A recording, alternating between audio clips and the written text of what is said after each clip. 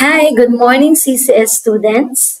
Simula sa kinder hanggang senior high. Good morning. So ngayong araw na ito ang ika-anim na Friday ng ating chapel hour. So meaning, pang-anim na lesson ang gagawin natin ngayong araw. I hope naaalala nyo pa yung mga pinag-usapan natin ng mga nakaraang mga chapel hour natin or discipleship class. Do you still remember Jehovah Shammah? Last week, di ba? Tapos yung pag-share ng gospel, Jehovah Rapha. Ayan. Ngayon, dako tayo sa mga gagawin natin ngayong buong araw ng ating discipleship class. So, unang-una, syempre, check-in and mindful exercise. Next ay icebreaker. Next ay manonood tayo ng video. And after the video, tayo ay magkakaroon ng onting question and answer and discussion. Reflection time, banner making, and we will end it with a prayer. Ayan. So, ready na ba kayo? Simulan na natin ang ating class. Sa bahaging ito, in-expect ko na nakapag-check-in and mindful exercise na kayo. Kaya, mag-jump na tayo sa ating next na activity. Simula tayo sa icebreaker. Sa ating icebreaker, ito po yung instruction. So, bumuo ng grupo na may 3 miyembro. So, lahat kayo, you will group yourself into 3. Kung mayroon mang susobra kasi may butal na isa, pwede pong umabot naman ng 4. Pero as much as kaya or possible, 3 lang sana sa bawat grupo.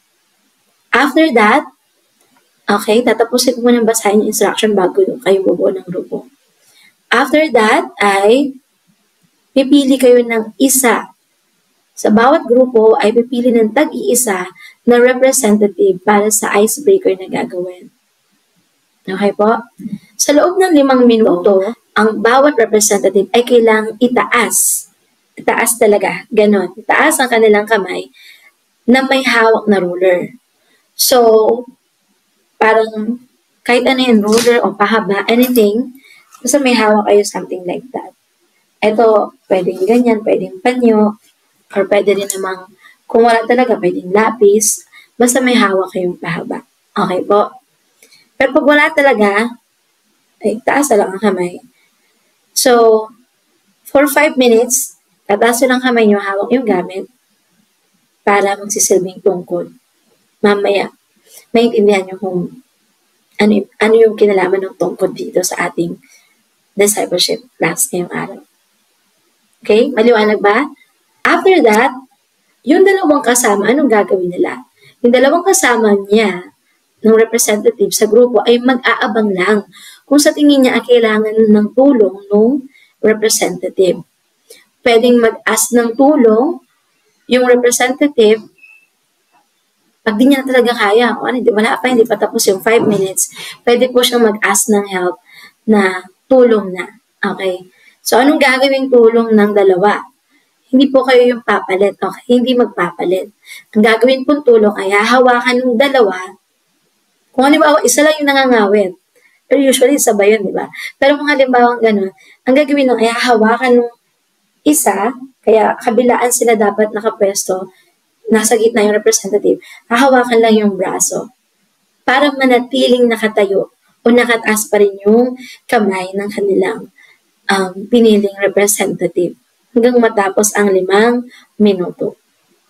Kung nakaya naman, halimbawa, nakaya na 5 minutes, hindi naman kailangan tulong, edi okay, pero ang goal ng dalawa, be observant. Kailangan yung tignan, pakiramdaman kung kailangan ba ng tulong ng inyong representative. Naintindihan po ba? I hope naintindihan nyo, no? Okay? For the meantime, para gawin po activity, pause po muna yung video at gawin ang icebreaker.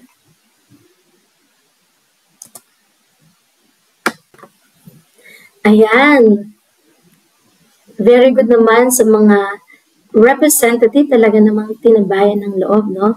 Yung mga tumulong din, palakpakan yung mga sarili niya. Very good kayo dyan. So, ngayon, after that ang activity or icebreaker na ginawa natin. Sagutin natin yung mga sumusunod na tanong. Especially sa mga representative, okay? Pwede kayo mataas ng kamay and i-post lang ito at sumagot sa inyong teacher. Kamusta ang unang mga minuto ng pagtaas ng kamay? Madali ba? Siguro magsasabi sa inyo, madali, carry. No. Madali, ginawa ko rin kasi ito, talagang carry pa. How about nung kalagitnaan na? Kamusta? Ngawit na ba? Masakit na ba? Parang, so naibaba? Ayan. And sa dulo ng mga minuto, ano na naramdaman mo nang may tumulong na sa'yo? Yung nag-ask ka ng help. Kung nag-ask ka man ng help, ano ang naramdaman mo? Yung ginawa nating icebreaker ay may kinalaman sa Bible character na pag-aaralan natin ngayong araw. Si Moses. Ayan. So, meron po akong hinandang video, isa sa elementary at isa naman sa high school. So, for the teacher na naka-assign sa bawat discipleship class, ipopost na po yung video na to at pupunta po kayo doon sa my slide. Nandito po yung video or pwede rin pong yung naka-ready na na-download ko po sa may Google Classroom. After ng ating video watching ay dadako tayo sa question and answer activity at ito po ay pamumunuan ng inyong teacher. After ng question and answer, doon po tayo babalik sa video na ito. Ayan. So, I think tapos na tayo mag-question and answer, no? So, again, ang lesson natin para ngayong discipleship class natin ay Jehovah Nissi, the Lord is my banner. O sa Tagalog, ang Panginoon ng aking watawat. Anong ibig sabihin yan? Isa-isahin muna natin.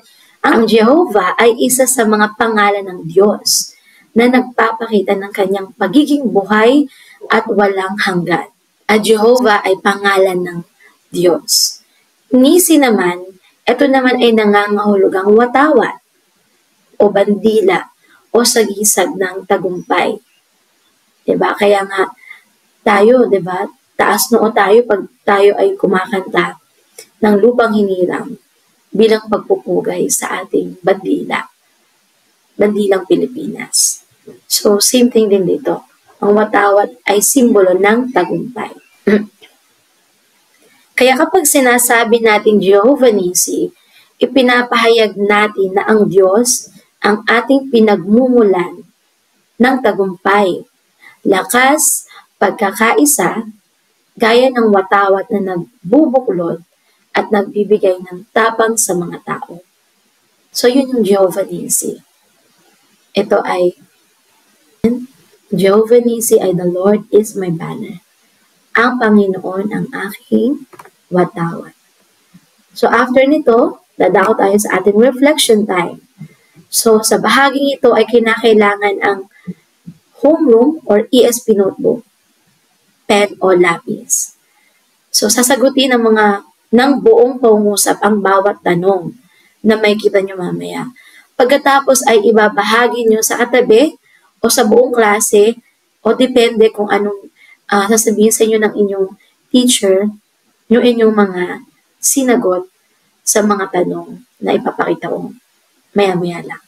Okay po? So, ready your pen, your notebook, at pwedeng i-pause muna ng teacher habang naglalabas o nag-ready ang mga estudyante ng kanilang homeroom or ESP notebook, pen, and lapis. Kung ready na at nai-ready na ang mga gagamitan, ito po yung mga sumusunod na tanong na kailangan natin bigyang sagot. Para sa mga elementary, kung hindi pa nila kayang mag-express ng pasulat, pwedeng i-drawing nila. Okay? So, ito yung mga tanong. Minsan, nakakaramdam ba tayo ng pagod? Gaya ni Moses? Sino ang mga Aaron at Hur sa iyong buhay na tumutulong sa iyo? So, isipin mo buti, sino ba yung tumutulong sa iyo? Sa akin, kung ako yung tatanungin nyo, ang Aaron at Hur sa aking buhay syempre ang asawa ko, sumunod doon ang aking dalawang kapatid na babae. Yung kambal ko, pati yung sumunod na kapatid. Sila talaga yung andyan para sa akin, aside sa ating Diyos. Next question, ano ang nararamdaman mo kapag tinutulungan ka ng inyong mga kaibigan o pamilya kapag ikaw ay pagod at nahihirapan? Yan, sasagutin mo yung tanong na iyan in your own experience or pakiramdam. Next question, mag-isip ng isang pagkakataon na tinulungan ka ng Diyos na magtagumpay o magwagi sa isang bagay.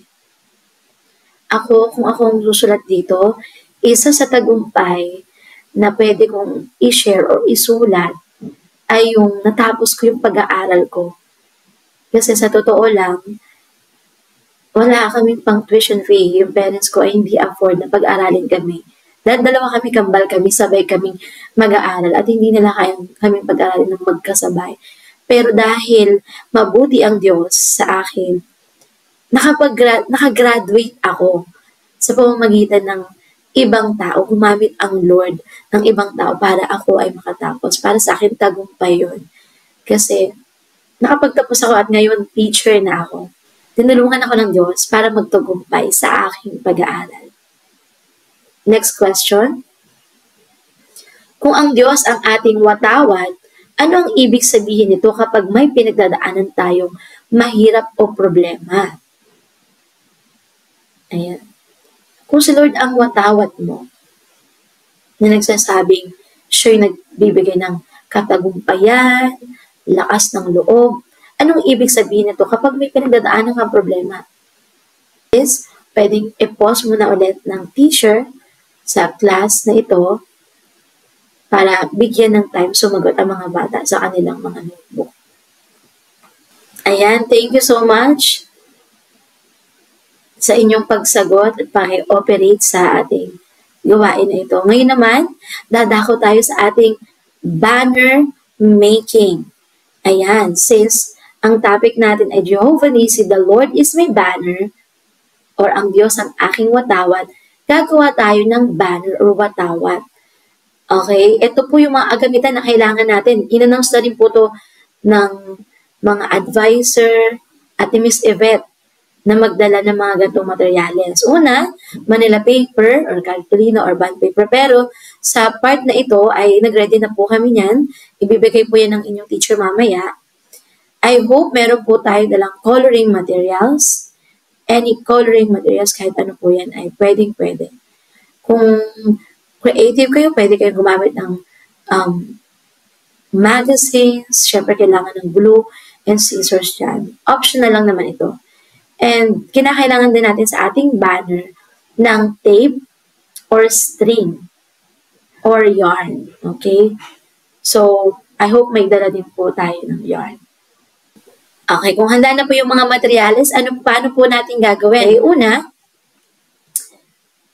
magsusulat po kayo ng isang malaking salita. Pwedeng Jehovah Nissi, the Lord is my banner, o ang Panginoon ang aking watawat. So, yan po yung mga makikita dapat, yung kitang-kita pagdating sa inyong banner. So, pag banner, pwedeng parang pawatawat ng Pilipinas, nakapaslan or nakatayo, pag ganon, patayo. So, pwedeng isulat, the Lord is my banner. Okay po? And after that, na isulat nyo yun with your very creative writing, pwede po kayong mag-drawing. Mag-drawing po kayo ng mga simbolo ng nagpapakita ng lakas, pag-asa, o tagumpay. So ano ba yung mga halimbawa ng mga simbolo na iyan? Pwedeng cross, maglagay kayo ng cross. Bahala kayo kung saan yung gusto ilagay, basta magiging maganda yung inyong banner. Pwedeng kalasag yung shield, pwedeng pagsikat ng araw, puso, kalapati, at iba pang naiisip nyo na nagpapakita o nagsisimbolo ng lakas, pag-asa, at tagumpay. Pwede rin yung crown, di ba? Tagumpay or kaya trophy or diploma, whatever comes to your mind na nagpapakita ng katagumpayan o whatever.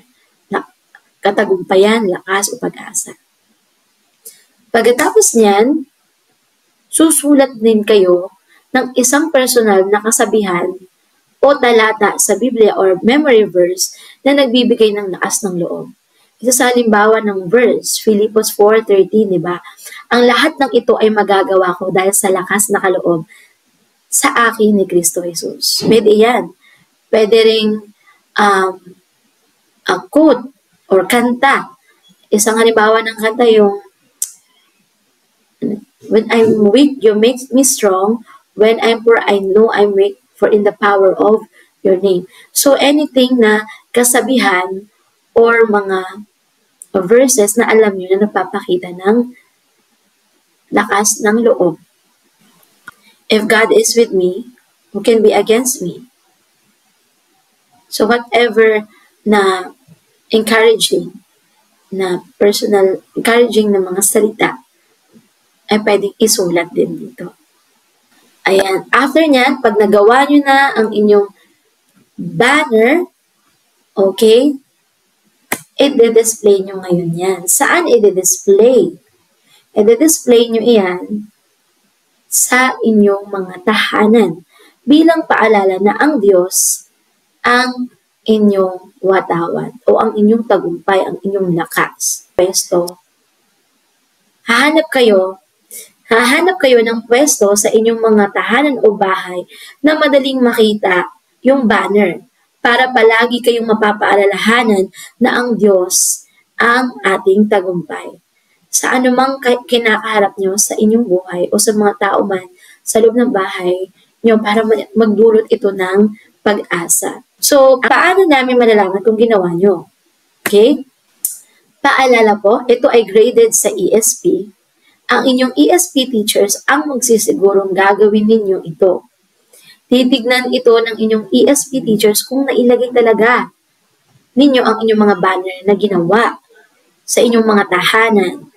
Bilang patunay para malaman nila kung talagang nilagay nyo, dinikit nyo sa bahay ninyo, sa kwarto ninyo, kailangan nyong mag-picture o kumuha ng litrato na nagpapakitang naka-display talaga ang banner na ginawa ninyo.